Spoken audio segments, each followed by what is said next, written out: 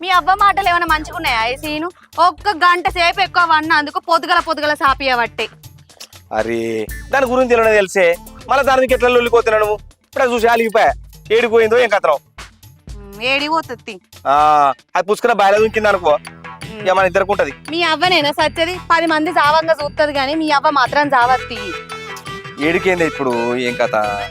ఇగో మంచి ఉపాయం చెప్పనా, మీ అవ్వ తొందర ఇంటికి రావాలంటే చెప్పే.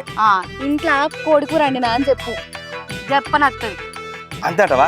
ఫోన్ చేయండి ఒకసారి. నాకు తెలియదా మీ అవ్వ సంగతి?